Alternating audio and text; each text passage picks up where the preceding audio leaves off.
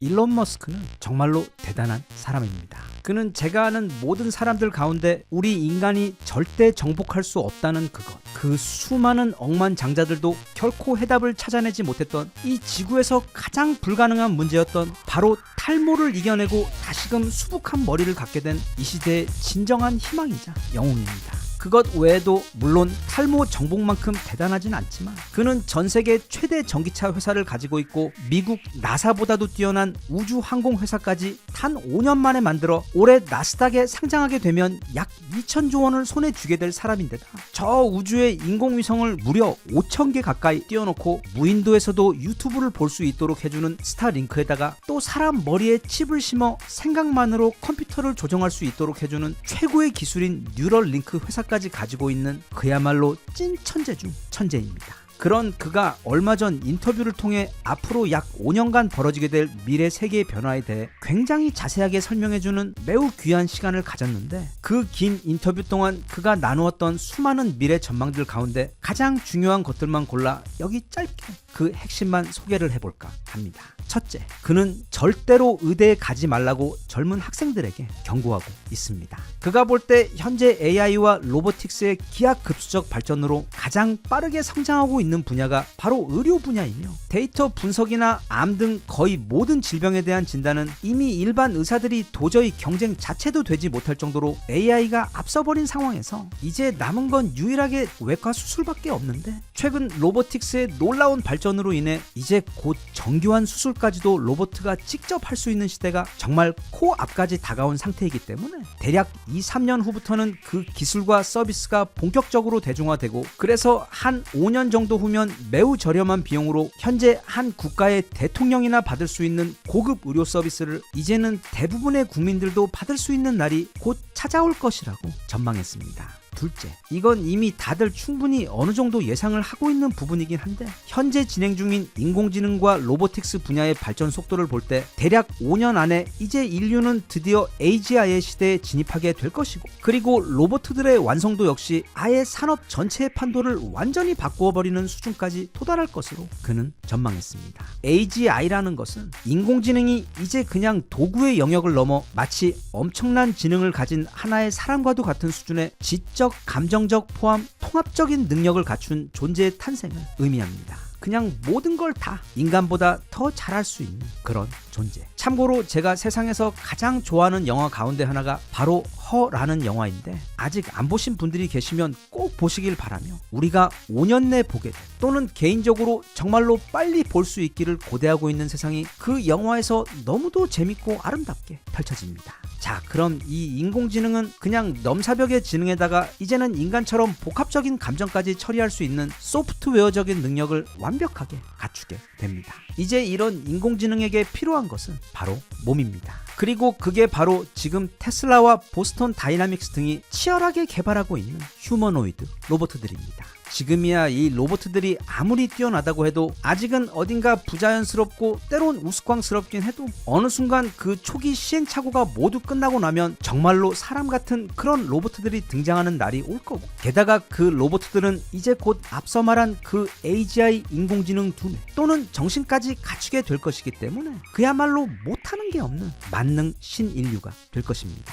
그렇게 되면 세상에는 무슨 일이 벌어지냐면 지금껏 인간이 하던 일들을 거의 모두 이제 이 신인류 로봇들이 대신하게 됩니다. 과거 수백 명이 일하던 공장에서는 이제 수백 대의 로봇들이 일을 하고 대신 인간은 그 로봇들을 관리하기 위해 대여섯 명 또는 한두 명 정도만 필요하게 될 것이고 공장 말고 그냥 좀 더 쉬운 예로 카페나 식당 같은 곳에서도 이제는 로봇이 홀에서 서빙을 하고 주방에서는 요리를 하는 그런 장면들이 너무도 당연하게 될 것입니다. 그 외 건설 현장과 그리고 무엇보다 전쟁터 등 과거 인간들이 빼곡히 채우며 일을 했던 곳들은 아마 거의 다가 우리들보다 더 똑똑하고 힘도 훨씬 더 센 데다 밥도 먹지 않고 잠도 안 자는 데다 불평도 하지 않으며 또 일하는 중간에 50번씩 담배 피러 나가지도 않는 그야말로 최고의 노동자인 이 로봇들이 다 대체하게 될 것입니다. 이건 전망이 아니라 정말 엄청나게 가까운 시일 내 현실이 될 장면들입니다. 이제 그렇게 되면 우리 인간들은 모두 일자리를 잃게 되어 나쁜 게 아니냐는 지극히 자연스러운 우려가 생길 수밖에 없는데, 그리고 사실 바로 그게 지금 빠르게 도래하고 있는 이 인공지능 시대를 앞둔 많은 사람들의 두려움인데, 일론 머스크는 바로 이 지점에 대해서도 이야기를 합니다. 그가 볼 때 이제 과거 인간들이 하던 일들을 앞서 본 것처럼 모두 로봇들이 대신하게 되면, 물론 우리야 그 일자리를 빼앗기는 것이 되지만 대신 그 공장의 효율성과 생산성은 그야말로 지금과는 비교조차 할 수 없는 수준으로 극대화되게 됩니다. 게다가 로보틱스 산업이 발전하게 되면 그때는 인간이 로봇을 만드는 게 아니라 로봇이 또 다른 로봇들을 만드는 일명 폰 노이만 머신의 시대가 도래하게 돼요. 그 결과 우리가 지금 구입해서 쓰고 있는 수많은 생필품들의 가격은, 왜냐하면 더 쉽게, 더 빨리, 더 많이, 더 좋게 만들 수 있기 때문에 거의 공짜에 가까운 수준으로 떨어지게 될 것이라고 그는 말합니다. 그리고 기업과 정부는 그렇게 벌어들이게 된 막대한 부를 다시 사회로 환원하여, 말하자면 국민들 모두에게 매월 몇백만 원씩을 무상으로 지급하는 제도를 실시하여 일자리를 잃게 된 대중과 또 폭발적으로 높아진 산업의 생산성과 매출 사이 밸런스를 찾을 것이라고 그는 거의 확신하고 있습니다. 왜냐하면 만약 그렇지 않고 그냥 사람들이 일자리를 로봇들에게 빼앗기게 만든 다음 그 어떤 보상도 해주지 않고 그저 그 새로운 산업에서 얻어지는 막대한 부만 기업과 정부가 누리게 된다면, 아마 얼마 안 가서 그 사회에서는 거대한 폭동이 일어나서 그 사회는 무너져 버릴 것이기 때문입니다. 그래서 만약 실제로 그런 세상이 오게 되면 그때는 내가 무엇이 필요하든 거의 무료에 가까운 비용으로 또 거의 즉각적으로 얻을 수 있고, 일은 하지 않아도 되기 때문에 엄청난 시간이 남아돌아 그 많은 여가 시간을 아마 거의 대부분 가상현실 세계에서 자기가 하고 싶은 것들을 마음껏 하며 보내게 될 것이며, 또 그때쯤이면 가상현실 기술도 몰라보게 발전해서 거의 현실과 구분이 어려울 정도의 완성도를 갖추고 있어 아마 대부분의 사람들이 그 안에서 생활하게 될 것으로 그는 내다보고 있습니다. 그렇기 때문에 그는 앞서 절대 의대에 가지 말라고 경고한 것처럼 10년, 20년 뒤를 위해서 너무 열심히 저축하지도 말라고 조언하고 있습니다. 물론 이 조언은 자기 은행 계좌에 1000조를 가지고 있는 사람이 하는 조언임을 우리는 감안해서 들어야 하긴 하지만, 그는 근 미래에는 이 자본주의 시스템이 완전히 바뀌어 지금처럼 인간들을 갈아 넣어서 불을 일으키는 세상이 끝나고 대신 인공지능과 로봇에 의해 사회적 부가 저절로 또 기하급수적으로 생산되는 새로운 형태의 자본주의 세상, 그리고 의료 기술의 비약적인 발달로 알려진 모든 질병과 난치병들 치료는 물론이고 특히 노화와 관련된 의료 기술들이 획기적인 발전을 이루어내요. 그때 우리가 40대든 아니면 60대든 간에 건강 증진과 생명 연장에 있어 커다란 혜택을 받게 되어 모두가 더 오래 더 건강하게 살 수 있는 세상이 분명 올 것인데, 여기에 더해 이제는 더 이상 일을 하지 않아도 되고 살아가는데 돈도 크게 필요하지 않는 세상이 조만간 시작될 것이기 때문에, 말하자면 지금이 가장 힘든 때이므로 조금만 참고 그 유토피아가 시작될 때까지만 잘 버텨주라고 당부하고 있습니다. 물론 이 모든 이야기를 다 그의 말 그대로 믿는다는 건 결코 쉬운 일이 아닙니다. 그리고 실제로 세상이 그렇게 되기 전까지 그 과도기를 거치며 분명 엄청난 혼란과 비관적 목소리들이 있을 것이고, 무엇보다 이게 고작 대략 5년 후에 이런 무슨 만화에나 나올 법한 유토피아 시대가 펼쳐질 것이라는 말이기 때문에 사실 100명 가운데 절반 이상은 비판적으로 생각할 수도 있는데, 대신 일론 머스크는 그가 처음 전기차 사업을 시작하려고 했을 때도, 아니면 정말 황당하게도 인공위성을 띄워 지구 전체에서 선 없이 전화와 인터넷이 가능하도록 만들겠다며 스타링크를 처음 시작했을 때도, 또는 사람 머리에 칩을 심어 컴퓨터를 조작할 수 있도록 하겠다며 뉴럴링크를 시작했을 때도, 아니면 화성에 사람을 보내기 위해 미국 나사보다도 더 나은 로켓을 만들고 심지어 그 로켓을 그냥 한 번만 사용하고 버리는 게 아니라 다시 지구로 가지고 와서 여러 번 재활용하겠다는 진짜 말도 안 되는 이야기를 했을 때도 다들 그를 보고 미쳤다고 했습니다. 그런데 2026년 1월 기준 앞서 말한 그 모든 것들은 전부 다 실제로 현실이 되어 있기 때문에 정말 너무도 믿기 힘든 이야기고, 또 반박할 거리도 진짜 너무 많아 입이 근질근질한 그런 이야기들이긴 하지만, 저 모든 이야기들 가운데 특히 인공지능과 로봇, 의학의 기하급수적 발전과 생명 연장, 그리고 가상현실의 일반화 등 거의 대부분의 이야기들이 실제로 그의 전망처럼, 그리고 아마 우리들 생각보다 훨씬 더 빨리 조만간 현실로 우리 앞에 다가올 것이라고 생각합니다. 그리고 이게 우리에게는 정말 기회인 것이, 최근까지 우리나라는 무엇보다 저출산이 커다란 문제였는데, 그래서 노동자나 병사들의 부족을 걱정했어야 했는데, 바로 그 부분을 이제는 인공지능과 로봇이 해결해 줄 것이고, 또 저런 세상을 향해 지금 전 세계 산업들이 비약적인 속도로 발전을 하고 있고 천문학적인 자금이 그 산업과 기술 속으로 빨려 들어가고 있는데, 우리는 그 모든 산업 가운데서도 가장 핵심이 되는 바로 반도체 산업을 현재 전 세계 최강으로 손에 쥐고 있으며, 또 인공지능 기술 역시 세계 3위권으로 빠르게 도약을 하고 있어. 앞으로 우리가 보게 될 세상은 다른 누구보다 우리나라에게 매우 유리한 전장이 될 것이라고 확신하며, 또 그래서 지금 우리들은 물론이고 특히 우리 다음 세대들은 이제 드디어 후진국에서 개발도상국, 그리고 그 다음 선진국에서 이제는 미국, 중국과 함께 국력과 군사, 그리고 미래 사회 핵심 기술력에 있어 세계 3강을 자랑하는 엄청나게 강하고 풍요로우며 높은 위상을 가진 새로운 레벨의 대한민국에서 태어나 생활할 수 있게 될 것 같아. 지금 너무도 빠르게, 그리고 한편으로는 혼란스럽고 무섭게 우리에게 성큼성큼 다가오고 있는 그 미래 세상을 커다란 기대와 희망, 그리고 설레임을 안고 기대하고 있습니다. 물론 많이 혼란스럽고 두렵기도 하지만, 정말 우리 인류 역사상 이렇게까지 다이나믹한 시대, 지금처럼 세상이 변하는 그 속도가 눈에 보이고 또 내일이, 그리고 미래가 궁금하고 기대가 되는 시대가 있었나 싶을 정도로 흥분되는 멋진 시대에 지금 우리들은 살고 있다고 생각합니다. 부디 일론 머스크의 전망들이 모두 다 현실이 되어 우리나라와 우리나라 사람들뿐 아니라 전 세계인들이 전쟁과 질병, 그리고 노동으로부터 해방되고 그 대신 기술로 인해 마르지 않는 풍요와 평화가 넘치는 그런 세상에서 모두 사이좋게 행복하게 살아갈 수 있었으면 좋겠습니다.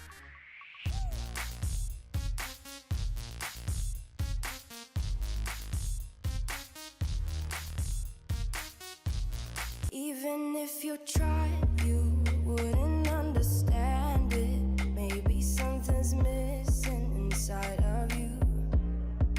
Just a bit of sugar to that horrid bitter. Maybe you taste different.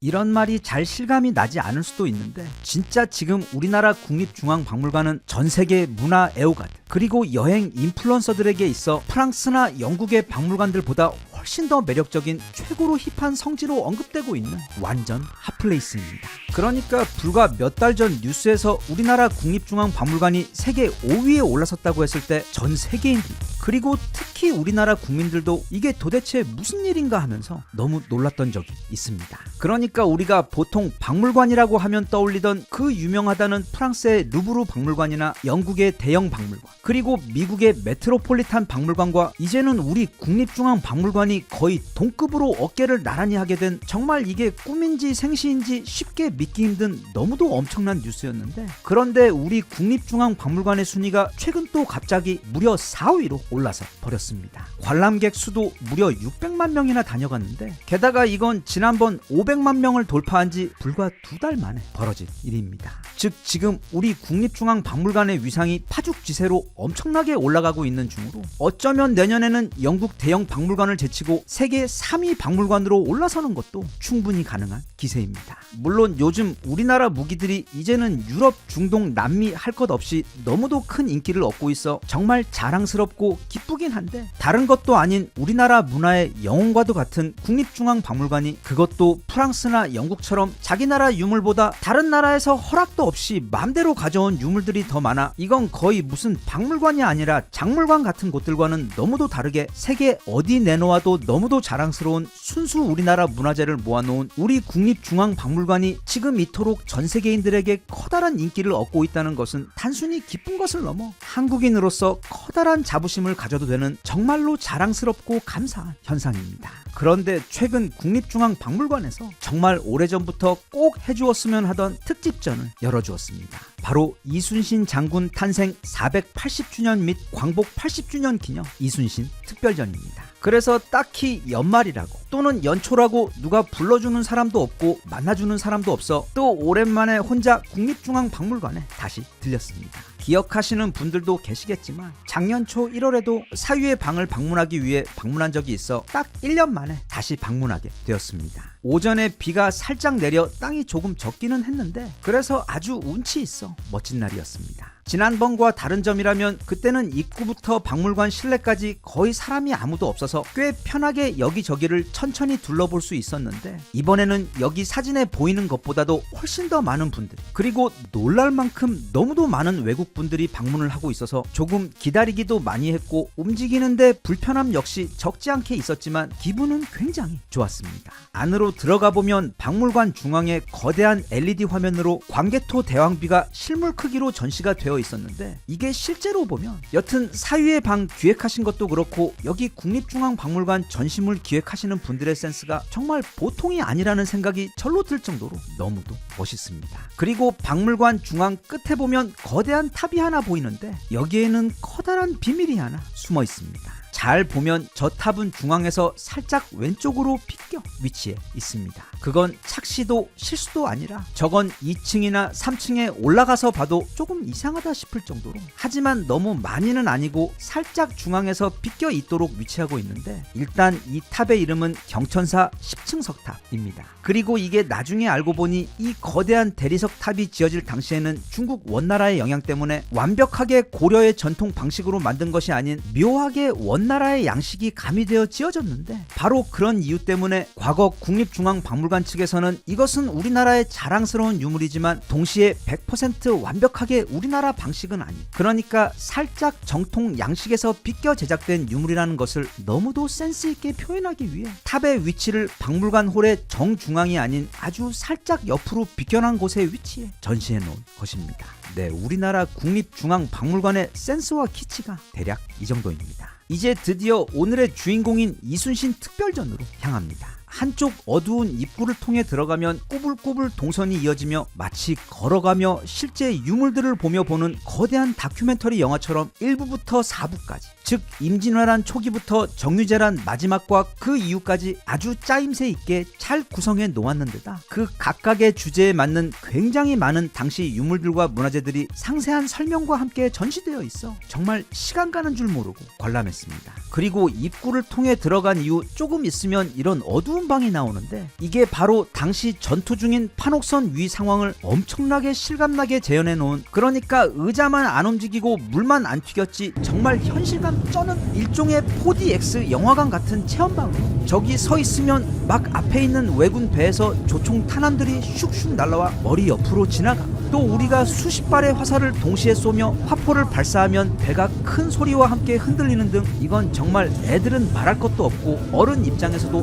너무도 인상 깊은 멋진 경험을 해주도록 기가 막히게 잘 구성을 해놓았습니다. 이제 다시 계속 길을 따라 그리고 시간을 따라 당시 임진왜란 전란 속으로 더 깊숙이 들어가 보면 그때 우리 군이나 왜군 그리고 당나라군이 사용했던 각종 무기 실물들과 당시 전투를 묘사해 놓은 매우 귀한 그림들도 굉장히 많이 볼 수 있고, 무엇보다 난중일기 친필본은 물론이고 전쟁 중 이순신 장군이 쓰신 장계와 편지들, 그리고 런조가 이순신 장군께 미안하다며 다시 사령관 자리를 맡아 왜군 좀 쫓아내 달라고 사정하는 뻔뻔한 편지까지 모든 게 다 실물로 바로 코앞에서 볼 수가 있습니다. 여기 엉덩이에 뭐가 찔린 것처럼 앉아있는 자가 바로 토요토미 히데요시인데 바로 그 맞은편에 보면 그런 통신수길과는 마치 다른 종처럼 보이는 우리가 인터넷에서 익히 보아온 그 이순신 장군님의 거대한 초상화가 걸려 있습니다. 저 공간에서는 저렇게 두 사람이 마주보고 있습니다. 그리고 이게 바로 이순신 장군님의 칼입니다.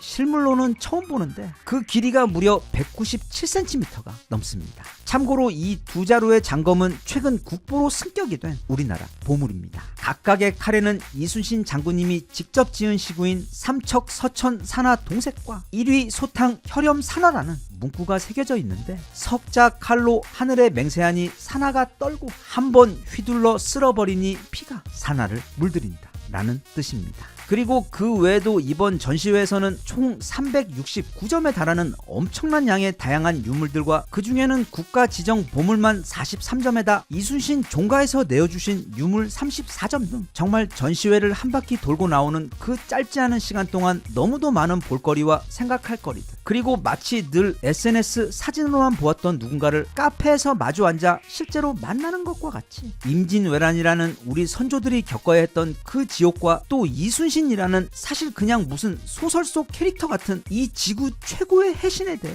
마치 얼마 전까지 살아있던 사람 또는 예전에 알았던 사람을 처음으로 다시 만나는 것과 같은 너무도 특별한 경험을 하도록 해주었습니다. 그리고 이제 1시간 넘게 걸었더니 벌써부터 하체에 부하가 걸리며 걸음걸이가 이상해지고 체력이 급격히 떨어지기 시작해서 이순신 장군님께 감사 인사 및 새해 인사 올리고 전시장을 빠져나왔습니다. 하지만 아무리 힘들어도 오랜만에 다시 찾은 국립중앙박물관이다 보니까 최애 장소인 사유의 방도 다시 찾아가 봤는데 여기 사진처럼 지난번에는 사람이 아무도 없어서 그 사유의 방 안에서 그저 부처님들과 나 그렇게 우리 셋만 아늑하게 너무 좋은 시간을 보낼 수 있었는데 이번에는 입구부터 너무도 많은 분들이 차례대로 관람을 하고 계셔서 그냥 멀리서만 안부 인사드리고 이제는 정말 쓰러질 것 같아 집으로 향했습니다. 전시장 밖에 보니 정말로 많은 외국인들이 있었습니다. 커플도 많았고 가족과 함께 오신 분들도 많았으며 나이가 지긋하신 정말 멋진 분들도 꽤 많이 보였는데 여기 보이는 커플은 짜증나게 서로 뭐가 그렇게 좋은지 바짝 붙어 앉아 박물관 여기저기를 손가락으로 가리키며 너무도 행복해하고 있어서 그들에게 다가가 이왕 이렇게 외국인 방문객을 만난 이상 우선 이번에 우리 국립중앙박물관을 관람해본 소감과 또 캐대언의 효과로 지금 우리 국립중앙박물관이 자국에서 얼마나 유명하고 인기가 많은지 그 생생한 이야기들 그리고 끝으로 이후 동북아 역사에 있어 그리고 세계 해전사에 있어 우리 이순신 장군님이 남기신 그 영향이 얼마나 큰지에 대해 이 커플들에게 옆에 잠시 양해를 구하고 나란히 앉아 천천히 대화를 나누며 물어보고 싶었지만 당시 다리가 너무 아픈 관계로 한국을 방문해 주어서 너무 고맙다는 인사와 소나트만 남긴 채 서둘러 건물 밖으로 나왔습니다. 밖은 아직도 작은 비가 뿌리듯 조금씩 내리고 있었고 날씨는 포근하며 굉장히 분위기 있고 멋진 날이었습니다. 우리가 영웅을 볼 때 또는 그냥 우리 주변에서 성공한 사람들이나 뭔가 대단한 걸 이뤄낸 사람들을 볼 때 우리는 그들이 얼마나 높은 곳에 올랐는지 또는 얼마나 부자인지 그런 것에는 잘 감동하지 않습니다. 대신 그 사람이 스스로의 힘으로 얼마나 힘든 장애물을 극복하고 이겨내고 그것을 이루어냈는지가 바로 영웅의 척도라고 할 수 있는데 우리 이순신 장군님은 무려 7년 동안이나 그 악귀 같은 왜군들을 상대하며 동시에 그 왜군보다 더 지독하게 자신을 괴롭혔던 당시 조선에서 가장 발이 빨랐다는 런조에 더해 세계 전쟁사를 통틀어 가장 많은 수의 아군을 가장 빠르고 허무하게 몰살시켜버린 전설의 장수 하지메 사토루의 존재에 더해 또 원래부터 가지고 있던 지독한 지병에다 전쟁 중 부모와 자식을 동시에 잃어버리는 슬픔까지 거의 한 인간이 견뎌야 할 모든 고통과 악조건과 슬픔의 완벽한 종합 세트를 다 견뎌내며 그 와중에서도 세계 전쟁사에서도 다시 없을 그냥 엉터리 애들 만화나 삼류 소설에나 나올 법한 완벽한 승리를 그것도 26전 전승을 이뤄낸 마치 신화 같은 인물입니다. 그렇게 세계 어디 내놓아도가 아니라 이 은하계 어디에 내놓아도 너무도 자랑스러운 우리 이순신 장군님에 대해 전 세계인들이 더 많이 접하고 이제는 알 수 있도록 마침 지금 국립중앙박물관으로 향하는 세계인들의 발걸음이 엄청나게 많아지고 있는 바로 이 시점에 이렇게 이순신 장군님 특별전을 기획해주신 국립중앙박물관의 기획력과 센스가 너무 멋지고 감사합니다. 이번 이순신 특별전 전시회는 올해 쓴 5,000원 가운데 그냥 압도적으로 가장 잘 쓴 5,000원이었던 것에 더해 최근 몇 년 가본 국립중앙박물관 방문 가운데 가장 재미있고 볼거리 넘치며 지금 우리나라 문화가 세계 속에서 얼마나 인기가 많은지 몸으로 실감할 수 있었던 너무도 즐거운 경험이었으며 역사를 잘 아는 우리 어른들에게도 너무도 뜻깊고 특별한 경험이었지만 특히 아이들에게는 다시 없을 너무도 소중하고도 귀한 경험이기 때문에 그게 초등학생이든 아니면 대학생이든 간에 아이들이 있으신 집에서는 꼭 시간을 내어 이번에 함께 국립중앙박물관을 방문하시면 아마 두고 아주 소중한 추억이 될 것 같습니다.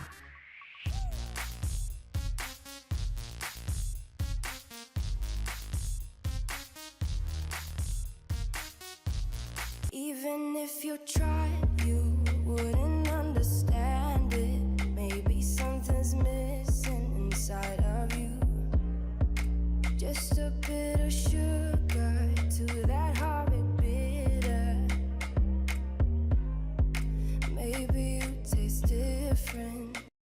다들 기억하시겠지만 지난 2022년 11월 30일 세상에 챗 GPT가 처음 출시된 이후부터 지금까지 온 세상이 다 AI 이야기 뿐입니다. 왜냐하면 이 미래 인공지능 경쟁이야말로 우리 인류 그리고 각 국가들의 마지막 전쟁이기 때문입니다. 여기서 밀리면 끝입니다. 그건 마치 과거 구글이 전 세계 인터넷을 장악해버린 이후 지금까지, 그리고 아마 앞으로도 이 지구의 인터넷 시장을 독점하게 된 상황, 또는 우리나라가 지난 90년대 말부터 이 반도체 시장의 치킨 게임에서 이긴 이후 지금까지 그 덕에, 그리고 거의 확실하게 앞으로도 이 지구 시장 가운데 엄청나게 커다란 파이를 손에 쥐고 승승장구하게 될 확률이 매우 높은 것 이상으로 지금 벌어지고 있는 인공지능 경쟁, 그러니까 무슨 100조니 1000조니 하는 이상한 숫자의 투자금이 오갈 정도로 또 하나의 역대급 치킨 게임이 되어버린 이 무지막지한 전투에서 최종적으로 이기게 되는 기업과 국가는 앞으로 최소 100년간은 혼자 슈퍼사이클 파도 위에 타면서 그 성공과 성장의 추월차선 위를 달리게 될 예정입니다. 참고로 우리 인류 최초의 조만장자, 즉 재산이 1000조가 넘어버린 일론 머스크의 회사 테슬라의 경우 그 핵심은 전기차가 아니라 바로 그 전기차에 탑재된 인공지능으로 현재 챗 GPT의 오픈 AI든 클로드든 그게 어떤 회사든 간에 아무리 대단한 인공지능을 개발해도 절대 테슬라가 지금까지 축적한 자율주행 인공주행 데이터를 넘어설 수가 없습니다. 고로 아마 앞으로 10년도 안 되어 거의 확실하게 전 세계 자동차 회사들은 모두 다가 자체적으로 자율주행 인공지능을 개발하는 것을 포기하고 마치 모든 국가가 구글을 인터넷 브라우저로 채택했듯 테슬라의 인공지능을 라이센스를 주고 구입해 쓰게 될 것입니다. 그때는 일론 머스크는 조만장자가 아니라 한 국가보다도 많은 부를 가진 개인이 될 것이고, 그런 테슬라의 파워는 미국에게도 비대칭적인 힘을 주게 될 것입니다. 지금 그렇게 곧 전 세계 자율주행 시장에서 벌어질 그 독점 상황이 곧 시장은 물론 우리 사회 모든 곳에서 벌어질 것이기 때문에 지금 챗 GPT와 제미나이 그리고 엔트로픽 등 세계 최전선의 초대형 인공지능 회사들은 그 시장을 선점하기 위해 진짜 역대급 돈잔치 치킨 게임을 벌이고 있는 것입니다. 그런데 그런 상황에서 우리는 솔직히 지난 약 3년간 명실공히 세계 최강 디지털 초강대국임에도 불구하고, 그리고 세계 최대 반도체 제조 국가임에도 불구하고 미국과 중국이 저 멀리 앞서가는 것을 이 중요한 레이스에서 관중석에 앉아 타는 가슴으로 바라만 보고 있었어야 했는데 이제는 상황이 많이 다릅니다. 우선 우리나라 대표 인공지능 기업들, 예를 들어 네이버와 LG의 경우 그동안 GPU도 없었는데 도대체 뭘 어떻게 한 것인지 지난 그 3년의 힘든 기간 동안 자체적으로 일부에서는 미국, 중국 다음으로 세계 3위에 오를 만큼 뛰어난 인공지능을 개발하는데 성공했습니다. 그래서 이제는 이렇게 강력한 기술력을 막대한 물량의 GPU와 든든한 투자로 한껏 밀어주어서 여기서 더 빨리 치고 앞서 나갈 수 있도록 해주어야 하는데, 이게 하느님 부처님께서 우리 기도를 들어주신 것인지 다들 알다시피 지난 연말에 우리 삼성동 깐부치킨에서 전세계 최고 차팔이 우리 현대 회장님과 폼파리 제드래곤이 엔비디아로부터 우리나라에 무려 26만 장의 GPU를 밀어주겠다는 약속을 받아낸 것입니다. 26만 장의 GPU는 말하자면 앞서 이야기했던 우리나라 그 포탄 이야기처럼 이제 이 미래 인공지능 개발 전쟁에서 대한민국의 체급을 당장 세계 3위권에 올려놓을 수 있는 어마어마한 양의 총알입니다. 그게 다가 아닙니다. 똑똑한 네이버 그리고 구글이 완전히 정복해버린 전세계 모든 국가들 가운데 유일하게 우리 한국만이 자신들만의 인터넷 플랫폼을 가지도록 해준 그 대한민국의 쏘버린 인터넷 기술력의 핵심인 네이버의 경우 지금 굉장히 똑똑한 전략으로 미국과 중국의 그 거대 기업들에 맞서고 있습니다. 그러니까 이제 곧 이 치킨 게임이 끝나고 나면 아마 모든 국가들이 다 챗 GPT나 제미나 또는 엔트로픽 등 이들 플랫폼 중 한 개를 선택해서 도입을 하게 될 예정인데, 네이버는 그 틈새 마켓을 공략하여 스스로 자국의 인공지능 플랫폼을 만들 수 없는 국가들을 공략해서 그들이 미국의 초대형 인공지능 말고 대한민국의 인공지능을 선택하도록 아주 영리한 전략을 짜 공략하고 있습니다. 참고로 전 세계 거의 대부분 국가들이 미국과 중국의 기술을 가져다 써야 하긴 하지만 일종의 거부감이나 두려움도 동시에 가지고 있습니다. 그리고 제정신인 국가라면 중국에서 개발한 인공지능을 자국의 핵심 플랫폼으로 가져다 쓸 일은 없기 때문에 사실 이제 남은 건 미국의 인공지능뿐인데, 그런 국가들에게 미국의 인공지능 제품들보다 더 친숙하고 강한 경쟁력을 가질 수 있도록 하기 위해, 예를 들면 네이버의 하이퍼 클로바 X의 경우 주로 중동과 동남아를 먼저 선점할 생각으로 자사의 인공지능에게 아랍어와 동남아 언어에 특화된 기술을 지금 학습시키고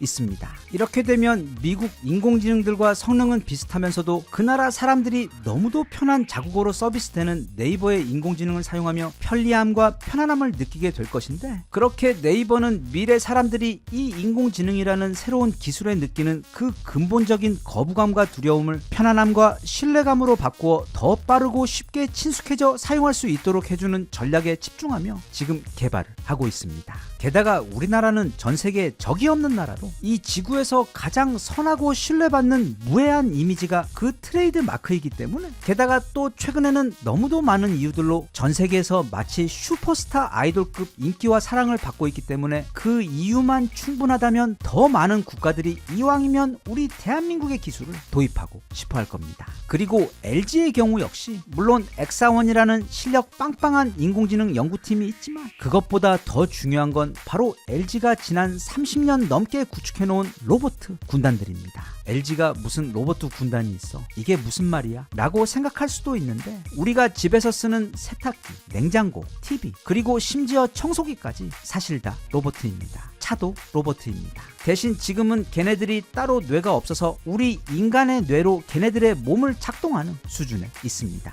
여기 보이는 것 같은 사람 모양을 하고 있는 휴머노이드 애들만이 로봇가 아닙니다. 그런데 미래 인공지능 개발이 어느 정도 수준에 도달하게 되면 그때는 우리 일상의 모든 물건들에 다 일일이 인공지능이 들어가게 되어 이제 그 각각의 물건들이 다 스스로 생각하고 움직일 수 있는 진짜 로봇들이 될 예정인데, 그리고 또 그 각각의 로봇들은 IoT 기술을 통해 서로 대화를 하며 자기들끼리 알아서 일을 처리하는 시대가 곧 찾아올 텐데, 소프트웨어인 인공지능 기술이 물리적 영역으로 넘어오게 되는 그 변화가 가장 빨리 찾아오게 될 분야가 바로 가전제품입니다. 그리고 우리나라는 현재 전 세계 가전제품 시장을 거의 지난 20년 가까이 완전히 독점에 가까운 수준으로 그 판매량부터 기술력까지 완전히 장악하고 있는 전 세계 가전제품 생산 초선진국이자 명품 국가입니다. 그렇기 때문에 예를 들어 앞서 설명한 네이버의 그 자국의 친숙한 언어와 기타 옵션들이 장착된 똑똑한 인공지능들이 전 세계인들이 가장 좋아하고 이미 가장 많이 사용하고 있는 우리 LG 가전제품에 적용되어 판매를 시작하게 되면, 그때는 그 어떤 것도 이들의 침투를 막을 수 없을 정도로 정말 빠르고 거침없이 전 세계 시장은 물론 전 세계인들의 가정과 거실 그리고 침실 안으로 가장 먼저 빠르게 침투할 수가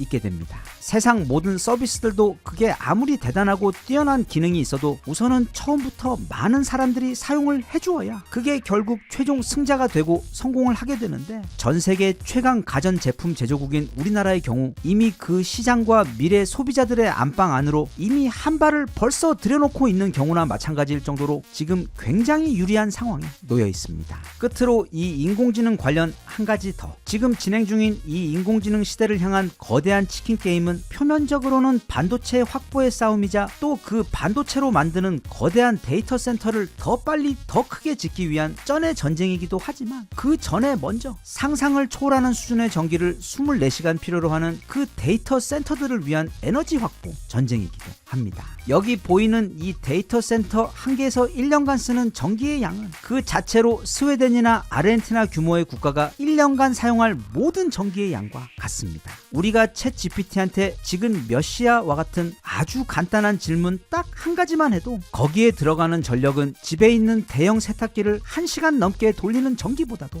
많습니다. 그래서 인공지능의 힘은 누가 더 그런 데이터 센터를 더 크게 그리고 더 많이 짓느냐의 싸움인데, 대신 현재 전 세계 그 어느 국가도 심지어 미국도 사우디도 그런 수준의 전기를 감당할 만한 시스템을 가지고 있지 못합니다. 이게 지금 세계 최대 인공지능 기업들이 가지고 있는 가장 큰 고민거리입니다. 그래서 지금 빠르게 그 대안이 되고 있는 것이 바로 원전입니다. 그리고 그 원전 기술에 있어 우리나라는 현재 세계에서 약 5위, 그 기술력만 보면 3위권에 있을 정도로 원전 실력이 압도적으로 뛰어난 국가입니다. 원전이 많은 유럽은 원전 설계도만 그릴 줄 알았지 그걸 실제 실제로 튼튼하고 효율적으로 건설하는 것, 게다가 그걸 더 저렴하고 더 빠르게 건설하는 것에 있어서는 우리나라와 비교해서 대학생과 유치원생의 차이가 날 정도로 그 실력의 차이가 큽니다. 아니 잠깐, 이거 너무 이상한 것 아니냐고. 무슨 말만 하면 막 우리나라가 다 최고인 것처럼 말하는데, 우리나라는 나라도 작고 인구도 별로 많지 않은 것에 더해 그 조그만 나라도 반으로 갈라져 있는 데다 불과 70년 전에는 그냥 국가 전체가 거대한 폐허나 다름없는 그런 나라였는데, 어째서 지금 우리는 전 세계 반도체 최강대국에다 애플도 이기는 스마트폰도 있고 또 무기도 군사력도 미국, 러시아, 중국과 맞짱 뜰 정도로 최강인데다 전 세계 해저 케이블도 독점하고 있고 또 초대형 전환기도 1등인데다 노래도 1등이고 음식도 1등이고 영화 드라마도 넷플릭스에서 맨날 1등하고 전 세계에서 유일하게 자국 인터넷 플랫폼을 사용하고 있는 나라에다 IQ도 항상 전 세계 최고에다 스포츠까지 미친듯이 잘하는 것에 더해 거기다가 한글 같은 인류 최고의 슈퍼 하이테크 문자까지 가지고 있는 것을 넘어 이제는 하다하다 무슨 원전 기술까지 이렇게 전 세계에서 거의 가장 잘 해내는지 이게 도대체 말이 되느냐고 물어보면 정말 할 말이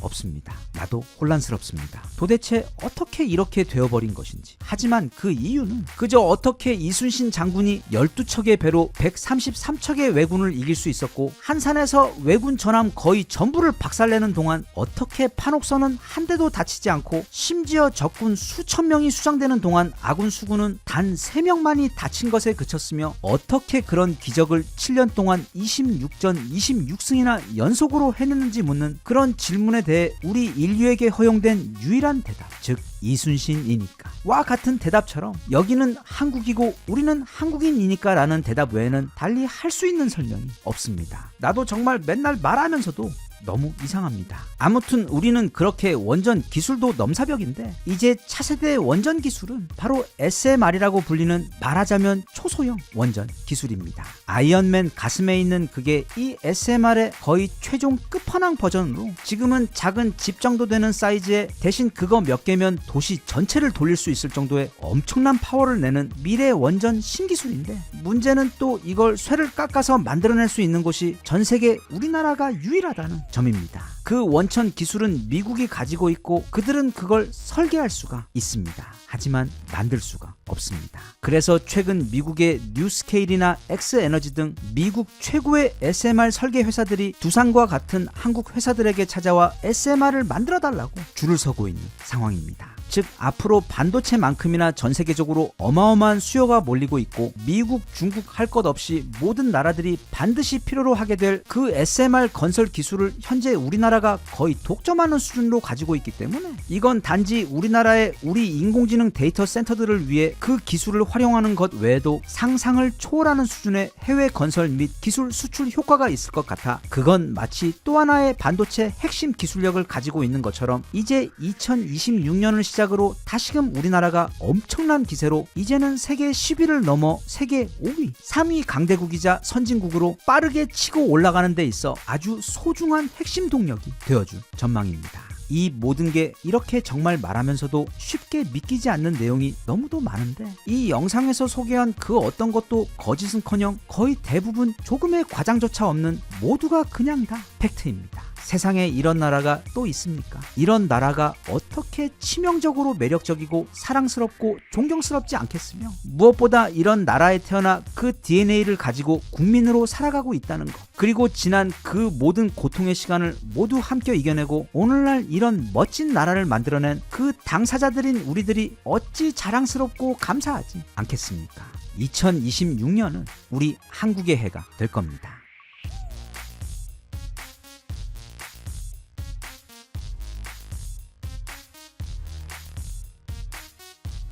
Even if you tried, you wouldn't understand it. Maybe something's missing inside of you.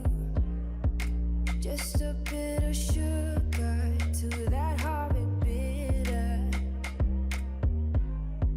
Maybe you taste different. 저는 젊었을 때 얼굴도 못생겼고 몸도 허약했으며 돈도 없어서 여자들에게도 인기가 없었습니다. 하지만 이후 오랜 세월 정말 열심히 노력하며 살아오다 보니까 이제는 더 이상 젊지도 않습니다. 하지만 그런 안타까운 제 인생과는 반대로 지금 우리나라는 대략 30년 전 젊었을 때에 비해 이제는 아무도 몰라볼 수준으로 거의 꿈같은 거대한 성장을 이뤄낸 것을 넘어서 말하자면 모든 면에서 전 세계 슈퍼스타가 되어버렸으며, 무엇보다 바로 올해 2026년부터 그동안 쌓아온 그 피땀 어린 모든 노력과 성공들이 폭발적인 시너지 효과를 발휘하며 전 세계 군사력과 경제, 그리고 미래 AI 경쟁을 포함 모든 분야에서 그 대단했던 작년과도 아예 비교가 되지 않을 정도의 역대급 폭풍 성장을 이루어낼 절호의 기회, 말하자면 우리나라 국가 성장의 초슈퍼 사이클의 입구에 이제 막 들어선 상황입니다. 우선 첫 번째로 반도체 이야기부터 해보겠습니다. 다들 이 짤 기억하실 겁니다. 우리 삼성전자가 4만 원에서 왔다 갔다 하며 사람들이 다들 이제 삼성전자는 완전히 끝났다고, 또 한국 반도체 신화도 모두 끝났다며 실망하고 조롱하고 있었을 때 오직 저 현명한 백인 궁예 할아버님께서만 삼성전자의 미래를 정확하게 알고 계셨습니다. 그런데 이 반도체 슈퍼사이클은 과거에도 두 번 정말 크게 왔었습니다. 다들 기억하시겠지만 그 처음은 바로 1990년대 말부터 시작된 전 세계의 PC 열풍이 불었을 때이며, 또 그래서 전국의 상가마다 컴퓨터가 빼곡히 차있는 PC방들이 넘쳐나던 바로 그 즈음이었는데, 사실 그때 세상에는 삼성 말고도 반도체를 만드는 회사들이 꽤 많았습니다. 예를 들면 미국의 마이크론과 당시 유럽 최강이었던 독일의 키몬다, 또 일본의 국력을 모두 갈아넣어 밀어줬던 엘피다에다 어쩌면 그때 잘 풀렸으면 지금의 TSMC처럼 될 수도 있었던 대만의 난야까지, 마치 좁은 방 안에다 타이슨과 효도루, 우리 홍만이 형, 그리고 제이슨 본에다가 존 위게, 심지어 제다이까지 다 모여있던 곳이 바로 당시 글로벌 반도체 시장이었습니다. 그리고 그때 전 세계의 반도체 회사들은 이제 팔리는 PC의 숫자만큼 그 안에 들어가는 반도체 숫자도 기하급수적으로 늘어날 것이 뻔했기 때문에 그 엄청난 초호황 시장에서 독점권을 잡기 위해 서로 원가 이하로 싸게 제품을 팔면서 상대가 말라 죽을 때까지 서로 멸망전을 벌이는 일명 치킨 게임이라는 것을 하게 되었는데, 그때 남들보다 늦게 17의 반도체 생활을 시작한 우리 삼성전자는 잘난 놈 제끼고 안경제비같이 배신하는 놈 다 죽이고 덤핑하는 놈들까지 다 제끼고는, 그러니까 그때 반도체 생활하던 회사들이 100이 있었다면 지금 삼성전자만큼 하는 회사가 자기 혼자 남았을 정도로 그냥 혼자 다 씹어먹어 버리고서는 시장의 1위가 되어버리며 그때부터 이 지구 반도체 시장의 주인이 된 경우입니다. 그리고 그때 이뤄낸 그 처절하지만 영광스러운 독점의 효과는 이후 두 번째 슈퍼사이클인 스마트폰 시대의 도래까지 이어지면서 삼성전자는 이후 막 이상한 숫자들, 그러니까 1년에 매출이 수십조 원씩 하는 말도 안 되는 역대급 매출을 일으키는 글로벌 공룡 기업이 된 것입니다. 그리고 삼성전자는 한국의 대표 기업이 되어 한국 전체 경제를 거의 터보 수준으로 견인하면서 그 덕에 우리나라 경제 역시 세계 10위권까지 올라설 수 있었습니다. 그런데 이번에 다시금 이제 세 번째 반도체 슈퍼사이클이 도래했습니다. 이번에는 인공지능입니다. 그런데 이번 슈퍼사이클은 이전 두 번의 PC와 스마트폰 슈퍼사이클과는 차이가 좀 있습니다. 바로 규모입니다. 그냥 PC에 몇 개 들어가고 스마트폰에 작은 반도체 몇 개 들어가는 수준이 아니라 인공지능 시장은 크게 AI 엔진과 거대한 데이터 센터에 이전과는 비교도 되지 않을 정도로 막대한 양의 반도체가 들어가는 현상이다 보니까 그 이전 슈퍼사이클을 다 합하고 거기다가 몇을 곱한 것 이상의 반도체 수량이 필요한 경우입니다. 그래서 삼성전자는 그 굴욕의 4만 전자 시계를 탈출하고 차례대로 7층, 8층, 9층에 있던 고객님들까지 모두 다 탈출시킨 다음에 이미 작년 3분기에 벌써 삼성전자 역사 최대 매출을 갱신한 상황에서 이제 2026년을 시작으로 한 해 영업이익 100조 원 시대를 열 것으로 매우 안전하게 전망되고 있는 상황이며, 올해 삼성전자의 주가도 15만 원을 넘어설 수도 있다는 예측이 나오고 있는 이유입니다. 참고로 오늘 기준 삼성전자의 주가는 벌써 12만 8천 원, 그리고 우리 코스피도 4,300을 넘어서 버린 상황입니다. 또 그와 함께 마찬가지로 엄청 약진하고 있는 SK 하이닉스, 이렇게 두 마리 공룡이 전 세계 반도체 슈퍼사이클을 선두에서 이끌면서 그 경제적 호황은 고스란히 우리나라의 경제적 퀀텀 성장으로 이어져 조만간 미국의 실리콘밸리를 능가하는 세계 테크 시장을 좌지우지하는 실리콘 반도가 될 예정입니다. 두 번째 이야기는 바로 지금 너무 심각한 유럽의 재무장과 한국 무기 수출의 슈퍼사이클 상황입니다. 최근 이제 우크라이나 종전 이야기도 물 건너간 상황에서 이제는 유럽도 더 이상 우크라이나만 방패막이 삼아 뒤에서 말로만 또 돈으로만 응원하던 시대가 지나고 이제 다들 슬슬 상황의 심각함을 인지하고 직접 재무장을 시작하면서 사실상 이제 유럽 국가들 전체가 전시 경제로 들어서는 시대로 진입하게 되었습니다. 유럽의 대장격인 독일의 경우 2026년 국방비 예산으로 무려 120조 원을 편성한 상태인데다 2030년까지 그걸 거의 200조 원까지 늘리겠다는 계획입니다. 참고로 우리나라의 내년 국방비가 약 66조 원입니다. 이거 독일이 또 독일을 하는 것이 아닌가 싶고 그래서 빨리 독일 전국의 미술 학도들의 군입대를 금지시켜야 하는 게 아닐까 하는 걱정이 좀 들기도 하지만 오히려 독일은 최근 과거 폐지했던 징병제를 다시 부활시켜 2027년부터 만 18세 이상 남성들을 강제 입대시키는 법안을 이미 거의 통과시켜 놓은 상태입니다. 참고로 여기서 흥미로운 것 한 가지는 독일 청년들의 경우 복무 기간이 대략 6개월밖에 되지 않는데 월급은 또 무려 445만 원이나 됩니다. 그런데도 독일 청년들은 복무 기간이 너무 길고 또 월급은 너무 적다며 징병제를 반대하고 있는 입장입니다. 어쨌든 독일 상황이 이런 것처럼 유럽의 또 다른 대표 국가인 영국 역시 2030년까지 GDP의 2.5%까지 국방비를 올리겠다고 발표한 후 극심한 경제난에도 불구하고 작년부터 국방비를 엄청나게 쓰고 있고 요즘 돈이 너무 없어서 실제로 거의 파산 직전 상황까지 가 있는 프랑스의 경우 또한 부채 때문에 2026년 모든 정부 예산을 동결한 상태지만 오직 국방비만큼은 오히려 계속 올리며 쓰고 있는 상황이며 그 외 유럽의 다른 작은 나라들 그 중에서도 특히 러시아와 가까이 붙어있는 발트 3국 등 유럽의 모든 나라들이 지금 모두 다 사실상 가지고 있는 돈을 모두 다 무기 재무장에 쏟아붓고 있는 상황입니다. 그 액수가 향후 5년간 거의 2천조 원에 달합니다. 그리고 이런 상황에서 당연히 지금 가장 주목받고 있는 곳이 바로 우리나라입니다. 우리나라는 육해공 모든 무기를 다 직접 만드는 그리고 그것도 거의 무슨 붕어빵 만드는 수준으로 어마어마한 속도로 찍어내는 전 세계 유일한 국가입니다. 대신 그렇게 빨리 만들어내면서도 그 성능이나 만듦새, 즉 신뢰성 면에서도 세계 1위 특 A급 수준으로 유지하는 현 시점 전 세계 최대 군수공장이 바로 대한민국입니다. 일부는 말합니다. 유럽이 그렇게 다 재무장을 하게 되면 그들은 EU와 나토로 묶여있기 때문에 다들 한국 무기가 아닌 독일 무기를 사게 될 것이어서 우리에겐 그저 그림의 떡일 뿐이라고.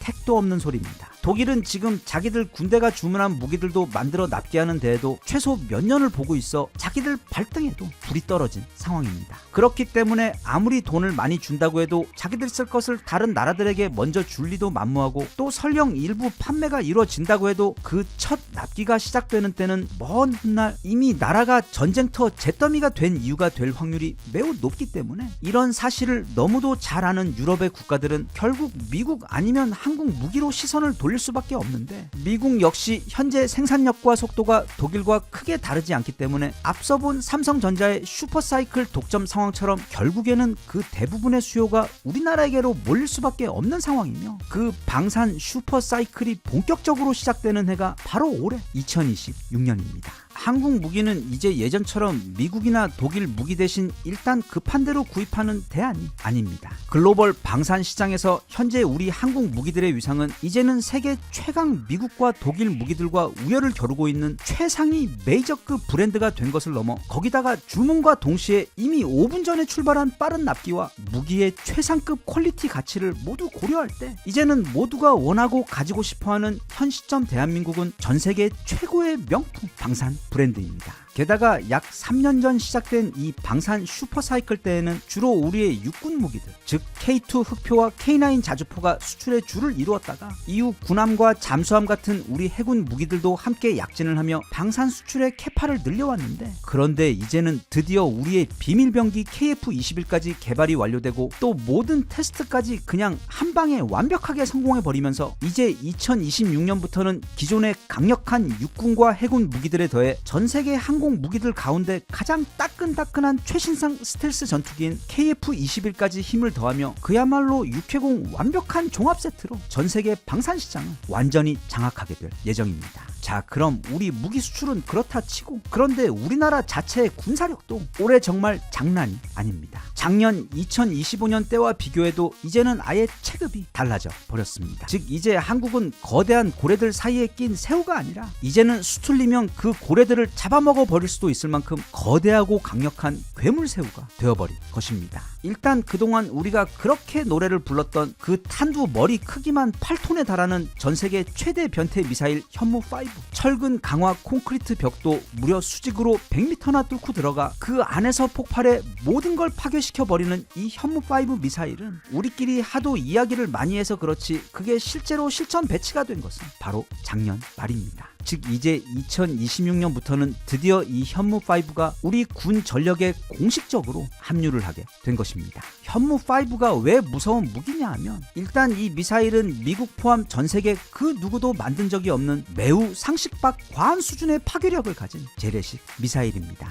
이쯤 되면 대신 다른 나라들은 핵미사일을 가지고 있지 않냐 하는 지적이 나오곤 하는데 이 현무5는 핵미사일보다 더 무섭습니다. 왜냐하면 핵은 사용할 수가 없는 무기이기 때문입니다. 그건 이 지구에서 절대 사용해서는 안 되는 불법 무기입니다. 그거 한번 사용했다가는 그 나라는 전 세계 모든 국가들에게 다구리를 당해 완전히 멸망하게 됩니다. 그런 상황에서 이 현무5는 핵은 아니면서 가장 핵에 가까운 무기로 말하자면 가까스로 합법인 한계치 무기입니다. 예를 들어 북한에게는 핵이 있고 맨날 그거 가지고 우리 협박하고 그러고는 있지만 우리도 알고 또 걔네들도 너무 잘 압니다. 그 핵 절대 못 쏩니다. 하지만 우리 현무5는 쏠 수가 있습니다. 그리고 특히 땅굴 밑에 숨어있는 적 지휘부를 찾아가 박살내는데 특화된 무기가 바로 우리 현무5입니다. 그렇기 때문에 핵 가진 북한 말고도 중국이나 일본 또는 그 어떤 나라든 간에 이제 2026년 현무5가 실전 배치가 된 이상 우리는 핵 보유국 이상의 실질적인 파괴력을 가지게 되었는데 거기다가 최근에 우리는 이제 그 꿈에서도 가지고 싶어 매일 밤 잠자리에 들기 전 기도를 올렸던 핵잠도 가지게 되었습니다.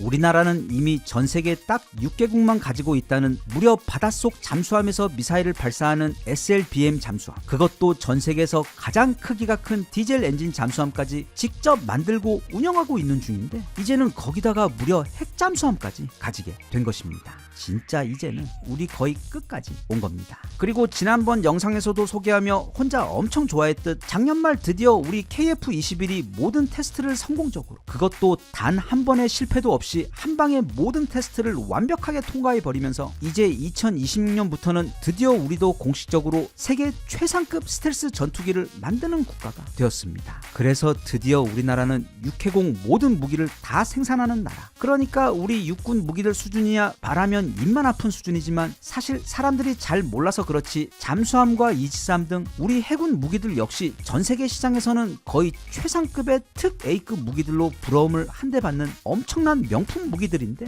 여기다가 이제는 전 세계 최고 베스트셀러인 FA-50 소형 전투기와 함께 미국의 F-35와 견주어도 사실 어떤 부분은 F-35가 앞서기도 하지만 다른 많은 부분에서는 우리 KF-21이 월등히 뛰어날 정도로 정말 역대급의 엄청난 최신형 스텔스 전투기까지 갖추게 되어 이제는 정말 공격과 방어에 있어 빈틈이 없는 괴물 군사 강국이 완성되어 버린 것입니다. 게다가 우리나라에는 지금까지도 그리고 앞으로도 가장 필요한 글로벌 표준 규격인 155mm와 105mm 포탄이 각각 350만 발과 300만 발씩 해서 무려 650만 발이나 있습니다. 이것도 3년 전 추정치로 현재는 대략 750만 발 가까이 쟁겨두고 있는 것으로 알려져 있는데 이 750만 발이라는 게 감이 잘 안 오시는 분들도 계실 텐데 참고로 우크라이나 전쟁 시작될 즈음 전 세계에서 우리 다음으로 이 포탄을 많이 생산하던 미국의 연간 생산량이 바로 연 15,000발이었습니다. 그걸 최대치까지 정말 급하게 올린 것이 현재 연 40만 발을 생산하고 있고 얼마 전까지 총 보유량이 채 100만 발도 되지 않았습니다. 전 세계 넘사벽 군사 최강대국인 미국이 이 정도입니다. 한편 유럽의 경우는 그것보다 더 적었다가 우크라이나 전쟁 진행되는 것 보고는 깜짝 놀라서 지금 미친듯이 생산시설을 늘려 현재 유럽연합 전체 다 합해서 최대 연 50만 발 생산이 가능합니다. 그리고 현재 유럽 전체 보유량은 채 100만 발도 안 되는 것으로 알려져 있는데 그런데 아시아에 있는 이 작은 나라인 대한민국에는 도대체 그걸로 뭘 하려는 것인지 포탄을 750만 발이나 쟁겨두고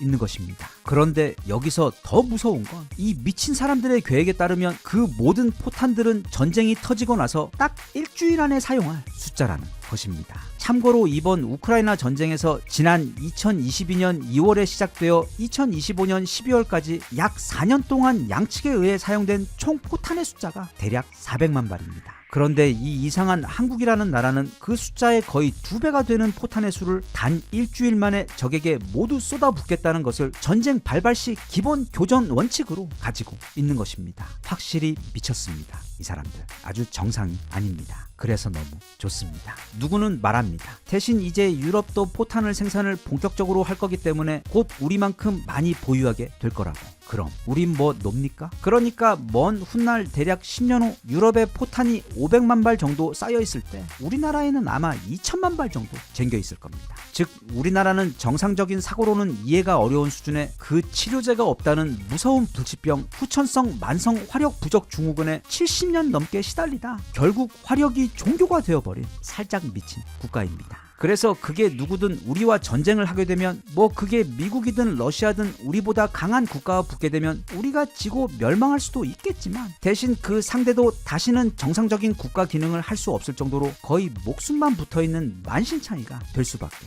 없습니다. 그게 바로 누구든 건드리면 결국 이겨도 지게 되는 그 유명한 대한민국의 독침 전술입니다. 그런데 우리나라가 정말 너무도 무서운 군사 국가인 이유는 고작 이게 다가 아닙니다. 실제 싸움을 해보신 분들은 잘 아시겠지만 우리 같은 보통 사람들은 처음에는 서로 엄마 찾고 가족 안부 물으며 우통 까고 뭘 꺼내서 줄넘기를 하네 막 서로 죽이네 어쩌네 하지만 그래서 결국 붙게 되면 서로 눈 감고 허공에다 막 이상한 펀치 몇 번 휘두르다가 보면 대략 1분 정도만 지나도 둘 다 완전히 체력이 바닥나 이제 만사가 귀찮고 빨리 집에 가서 쉬고 싶어집니다. 전쟁도 마찬가지입니다. 진짜 전쟁은 결국 보급 전쟁이고 이걸 더 기본적으로 바라보면 결국 전쟁 지속 능력이 승패를 가릅니다. 우리나라는 경제력도 세계 10위권이라 돈도 엄청 많은데다 무엇보다 그 전쟁에 사용되는 모든 무기들을 전부 다 이 땅에서 우리 기술로 그것도 엄청난 속도와 양으로 생산해내는 그냥 나라 전체가 거대한 군수 공장일 정도로 무기 생산력이 넘사벽인 나라입니다. 즉 누구든 우리와 붙게 되면 앞서 본 그 750만 발의 포탄 소나기에다 현무5를 비롯한 어마어마한 양의 최첨단 미사일들이 밤낮 없이 내려 꽂는 바람에 이미 상대의 체력과 영혼이 탈출해버린 상황에서 이후 전 세계에서 가장 강력하고 거대한 대한민국 기갑 군대가 마치 철로 된 용암이 밀려오듯 거침없이 끝도 없이 밀려오는 데다 동시에 바다와 하늘에서도 잠수함과 전투기로 이거 분명 한 명하고 싸우는 건데 한 20명한테 지금 다구리를 당하고 있는 것 같은 착각이 들 정도로 엄청나게 깊은 고통의 지옥 속으로 떨어지게 되고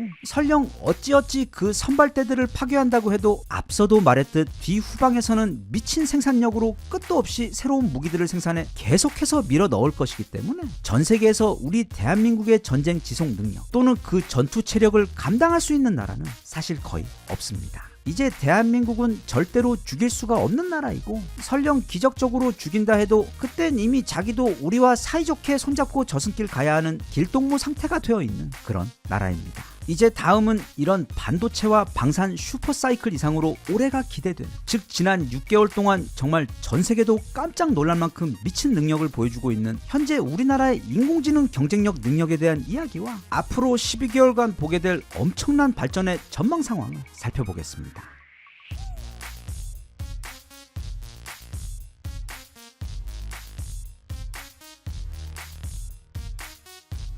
Even if you tried, you wouldn't understand it. Maybe something's missing inside of you. Just a bit of sugar to that heart bitter. Maybe you taste different.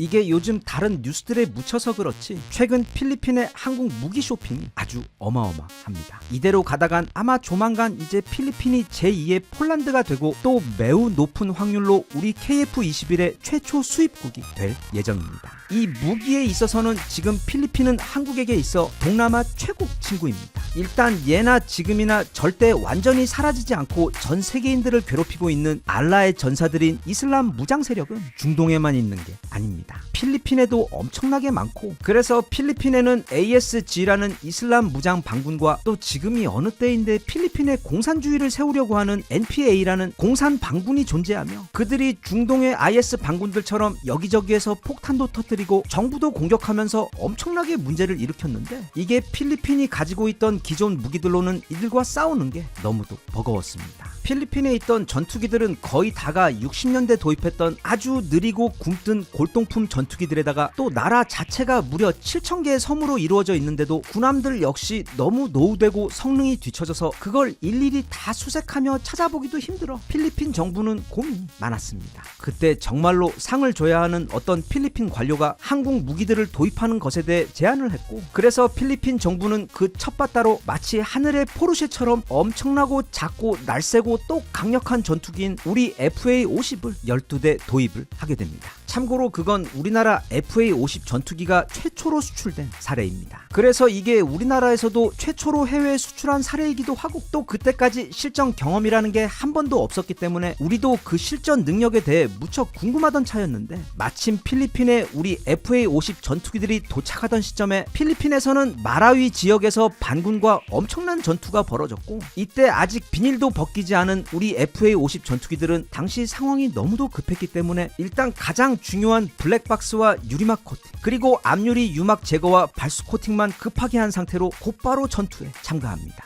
그리고 그 전투에서 FA-50들은 필리핀 공군이 이전까지 단 한 번도 경험해보지 못했던 말도 안 되는 기동성과 공격력, 그리고 감으로 쏘는 재래식 미사일이 아닌 정확하게 반군의 본거지들만 완벽하게 타격해서 순식간에 불바다로 만들어버리는 작지만 매운 맥그리거급 전투력을 보여주면서 이때 필리핀 정부는 우리 FA-50과 사랑에 빠져버립니다. 그리고 필리핀은 생각합니다. 아니, 대한민국 육군 무기가 강한 것은 전세계 초딩들도 다 아는 것이고, 또 한국의 해군 무기들이야 저기가 이순신의 나라인데다 얼마 전까지 나라 이름까지 조선이었기 때문에 뭐 설명조차 필요가 없고, 그래서 그 육해공 중 가장 약한 무기가 공군 무기일 텐데 저 작은 전투기가 저렇게나 강한 전투력을 보여준다면 과연 한국의 해군 무기는 또 얼마나 강할지 매우 유익한 호기심이 발동하며 이제는 한국에게 군함을 주문하기 시작합니다. 그래서 곧바로 현대중공업에게 무려 2600톤급 호위함 2척을 주문합니다. 그리고 이때 한번 우리 가게에 들어온 고객님은 평생 고객으로 만드는 데 있어 전 세계 최고의 세일즈맨인 우리나라는 마침 퇴역 예정이었던 한국 해군의 초기함이었던 충주함을 그냥 쿨하게 필리핀에게 선물로 보냅니다. 아무튼 이때부터 이미 한국과 필리핀 사이에는 망고보다도 달달한 사랑이 싹트고 있었습니다. 하지만 이 세상 제 아무리 잘생긴 얼굴도 또 뜨거운 사랑도 신뢰가 뒷받침되어주지 않으면 그 관계는 절대로 오래가지 못합니다. 그런데 필리핀이 주문한 그 호위함, 이름하여 호세 리잘함과 안토니오 루나함이 드디어 필리핀에 도착하게 되었는데, 이게 한국이 원래 배를 잘 만든다는 건 누구나 잘 알고 있었지만 이 호위함들을 직접 받아보니 그 성능이나 만듦새가 좋아도 너무 지나치게 좋은 겁니다. 그런데 문제는 그 호위함들이야 그렇다 쳐도 한국이 그냥 덤으로, 그러니까 선물로 보낸 그 초기함도 이게 중고인지 새 차인지 알 수 없을 정도로 너무도 깨끗하게 손질해서 거의 새 차를 만들어서 보내는 바람에 필리핀 해군은 한국 호위함은 물론 이 초계함에도 완전히 반해버려 이번에는 3100톤급 최신형 초계함을 또 2척이나 충동 구매를 해버리게 됩니다. 그리고 보통은 이렇게 막 충동 구매를 하면 와이프님께서 고대 로마의 노예들도 무서워할 등짝 스매싱과 함께 한 달 동안 잔소리를 해댔을 테지만, 필리핀 와이프님도 이거 실제로 물건을 받고 보니 너무 퀄리티가 좋아서 사실 자기도 속으로 흐뭇했었고, 무엇보다 지난 2019년 코로나가 전 세계를 강타하며 모든 공장들이 문을 닫아 올스탑 되었을 때, 그래서 원래 오기로 했던 한국 호위함도 오지 못할 것이라고 내심 이해를 하고 있었는데, 전 세계에서 납기를 가장 목숨처럼 여기는 이 한국이라는 나라는 전 세계 군수 공장들의 부품 수급이 완전히 멈춰버리고 공장도 아예 돌리지 못하던 그 상황에서 정말 순식간에 나라 전체에 완벽한 방역 게이트를 설치해버리고, 또 전 국민은 마스크를 쓰고 회사와 공장에 출근하는 것에 더해 회사와 공장에서 점심 식사 시간도 2분할로 운영하는 등 무슨 스테로이드 맞은 불개미들처럼 끊김없이 모든 작업을 완료해버려서 정말 놀랍게도 그 코로나 팬데믹 한가운데서 정확하게 약속한 날짜에 배송을 한 것이 아닌 무려 4개월이나 일찍 호위함을 배송을 해주었던 것 때문에 이미 필리핀 와이프님도 이 한국에 대해서는 완벽한 신뢰를 가지고 있었던 것입니다. 하지만 이게 다가 아닙니다. 우리 귀염둥이 현대중공업 호위함 배송팀은 그 어렵게 만든 그러나 4개월이나 일찍 완성해버린 그 호위함을 필리핀으로 운전해 가면서 그 안에다가 당시에는 전 세계에서 금보다 훨씬 더 귀했다는 마스크 수만 장과 손소독제 그리고 진단키트 등 그때는 전 세계에서 유일하게 우리나라에서만 구할 수 있었던 그 소중한 물건들을 잔뜩 싣고가 쿨하게 오다가 주셨다며 함께 선물로 해주어서 이미 와이프님이 더 한국에게 반해있던 상황이었습니다. 상황이 이렇다 보니 이제 용기를 얻은 필리핀 정부는 그 초계함 충동 구매 바로 직후에 또 현대중공업에 전화를 해 이번에는 2,400톤급 원해 경비함을 무려 6척이나 주문을 해버립니다. 그러자 옆에서 필리핀이 쇼핑하는 걸 유심히 살펴보고 있던 말레이시아도 평소 경쟁 관계였던 필리핀에게 질 수 없어 자기들도 필리핀이 했던 걸 똑같이 따라하려고 재작년에 FA50을 18대나 주문했고 지금은 필리핀처럼 한국 호위함을 주문하려고 준비 중에 있습니다. 하지만 우리 필리핀은 이미 멀찌감치 앞서가 버립니다. 바로 이번 달에 필리핀은 현대중공업으로부터 3,200톤급 호위함을 추가로 2척 또 수입을 한 것입니다. 참고로 보통 다른 나라들의 호위함들의 크기는 대략 1,500톤급 전후, 커봐야 2,000톤급인데 우리나라는 힘을 숨긴 작은 남자처럼 나라 국토는 작지만 우리가 만드는 군함이나 잠수함들은 또 엄청나게 크게 만드는 성향이 있습니다. 그래서 우리 해군이 운용 중인 호위함들의 크기들도 보면 예를 들면 8척이나 운용 중인 대구급 호위함이 약 3,600톤급이고 그 위 충남급 호위함이 약 4,300톤급일 정도로 그 사이즈부터 전투력까지 거의 소팔메토급 파워를 자랑합니다. 그래서 그런 한국에서 만든 대물 호위함을 전달받은 필리핀은 지금 그런 거대한 호위함만 무려 4척이나 운영하게 되어 동남아 주변 해역에서 이제는 사실 중국 외에는 아무도 함부로 덤빌 수 없는 진짜 압도적인 해상 전투력을 갖추게 된 것입니다. 하지만 한번 시작된 필리핀의 한국 무기 쇼핑 그리고 바지를 사게 되면 거기에 어울리는 셔츠와 구두를 찾게 되고 또 나중에는 결국 속옷까지 모두 한국 것으로 깔맞춤하게 된다는 그 한국 무기 쇼핑의 무서운 블랙홀에 빠져버린 필리핀은 최근 드디어 그 중독의 마지막 단계까지 도달을 해버렸습니다. 바로 우리 KF-21을 주문하기 위해 지금 필리핀 정부 내에서는 법안을 수정하고 있는 중이기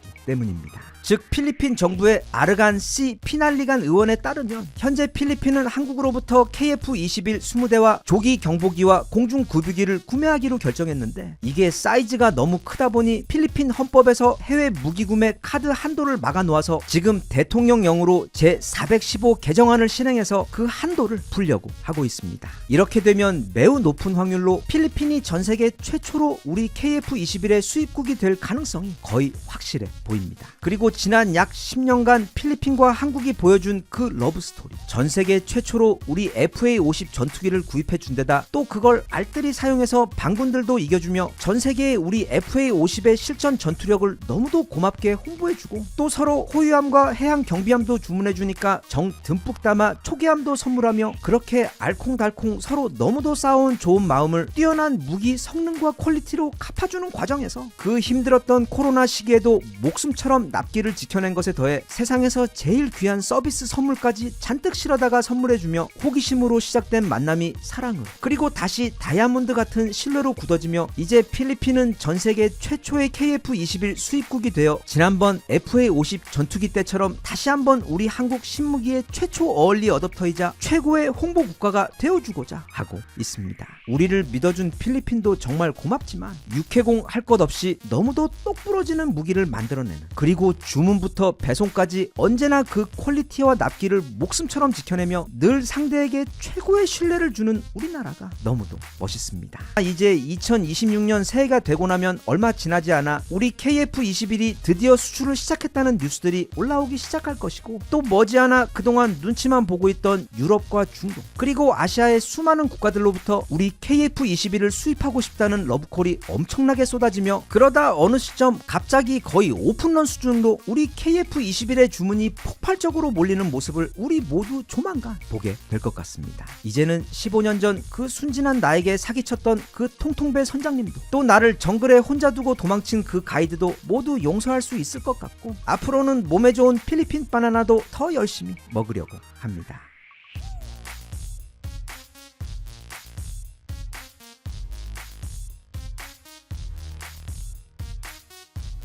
Even if you tried, you wouldn't understand it. Maybe something's missing inside of you.